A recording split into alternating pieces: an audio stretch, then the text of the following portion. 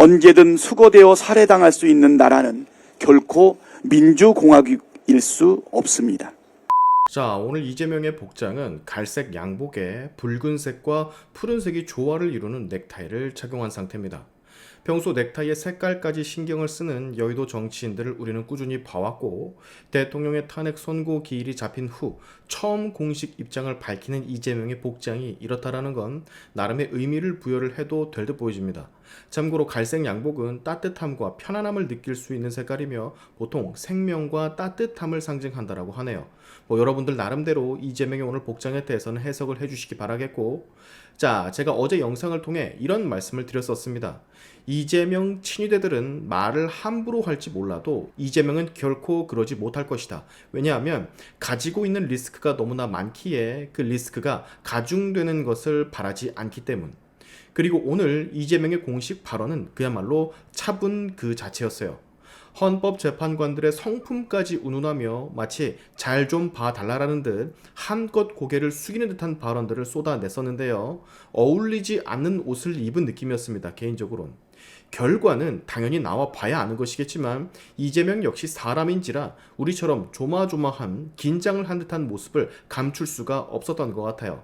그러나 아무리 봐도 기각적으로밖에는 생각할 수가 없는 게 제 개인적인 생각이지만 선고일이 뜨고 난 뒤, 즉 4대4 기각설이 찌라시로 돌 때쯤 얘네가 티를 너무 많이 냈습니다. 마치 사단난 것처럼 야단이 났었지 않습니까? 인용이라는 찌라시가 돌았다면 차분히 아무 소리가 없었을 텐데 기각이라는 소리를 어디선가 들었으니 이렇게 난리가 났었다라고 밖에는 생각을 할 수가 없을 듯해요. 물론 제 개인적인 희망, 바람이 좀 들어갈 수 있는 것이겠지만, 자, 어쨌든 오늘 이재명의 최고의 발언은 차분, 얌전 그 자체였다라 말씀을 드리고 싶습니다. 자꾸만 헌법에 위배됐다느니 헌정 질서를 유지해야 한다느니 이런 말을 하던데 그건 너무나 당연한 거고, 헌법을 위배하고 헌정 질서를 어지럽히는 주역들이 본인들이라는 걸 아직도 인정하지 않고 있어요. 아주 얌전하고 차분하게 헌법재판소의 재판관들을 압박하는 이재명의 모습을 여러분 꼭 보고 가셔야 됩니다.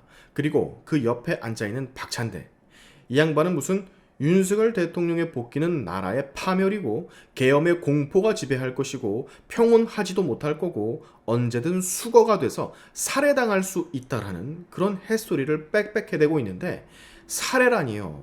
살해라는 말을 꺼내기 전에 이재명 주변인들이 6명이나 죽은 것부터 설명을 좀 해야 될 듯 보여집니다.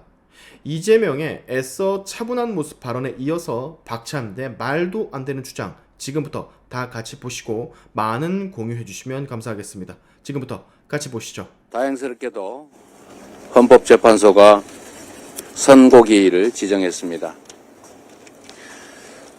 대한민국 법체계상 헌법은 법 위의 법입니다. 국가 공동체가 유지되기 위해서는 일정한 규칙을 정하고 모두가 그 최소한의 규칙을 따라줘야 합니다. 그 규칙 중에 최고 상위 규칙이 바로 헌법입니다. 이 헌법에 의한 국가 질서, 즉 헌정 질서를 유지하는 것은 대한민국이 존속하기 위한 가장 기초적이고 중요한 일입니다. 그리고 이 헌정 질서를 유지하는 최후의 재판소가 바로 헌법재판소입니다. 흔히 사법부를 인권의 민주주의의 최후 보루라고 합니다. 그런데 헌법재판소는 헌정 질서의 최후 보루입니다. 저는 헌법재판소가 헌법의 질서와 이념, 대한민국 민주공화국의 가치를 존중해서 합당한 판정을 내릴 것으로 믿습니다. 그리고 헌법재판소의 재판관들은 대한민국에서도 역량과 인품이 뛰어난 분들로 구성되어 있습니다. 어떻게 헌정 질서를 파괴하는, 헌법을 단순히 위반한 것도 아니고 위반을 넘어서서 헌법 자체를 통째로 파괴하려 한 행위, 그리고 실제 착수한 그 행위에 대해서 헌정 질서를 지키기 위한 결단이 없을 수가 있겠습니까?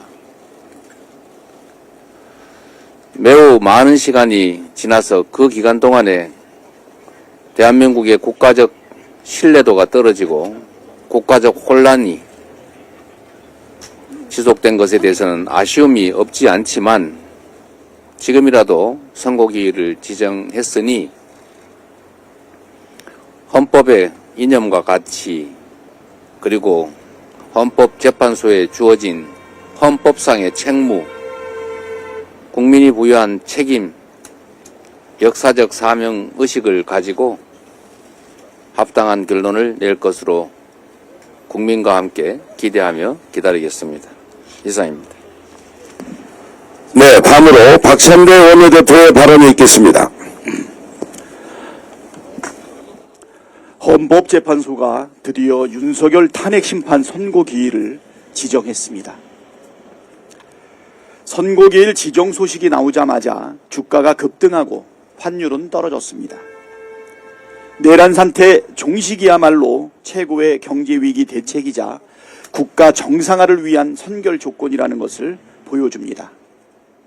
선고일인 4일은 12.3 비상계엄 발생 123일째 되는 날입니다. 모든 국민이 헌법재판소가 정의로운 판결을 내리길 기대하고 있습니다.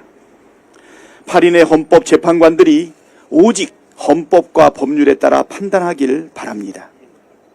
경찰이 국회를 봉쇄하고 군대가 국회를 침탈하는 장면을 온 국민이 지켜봤습니다. 비상계엄 선포 절차, 포고령 1호, 국회와 성간이 무력 침탈, 정치인과 법조인 체포조 운영 등 모든 쟁점이 중대한 헌법과 법률 위반이라는 것이 명확합니다. 윤석열이 또한 헌법 수호 의지가 없다는 사실도 확인됐습니다. 파면 이외에 다른 결론이 없다는 것이 국민의 상식 아닙니까? 윤석열의 복귀는 곧 대한민국의 파멸을 뜻합니다. 탄핵 기각은 대한민국은 민주공화국이라는 헌법에 대한 정면 부정이고 윤석열에게 마음껏 계엄을 선포할 면허를 주는 것입니다. 언제든 계엄의 공포가 지배하는 세상은 절대 평온할 수 없으며 언제든 수거되어 살해당할 수 있는 나라는 결코 민주공화국일 수 없습니다.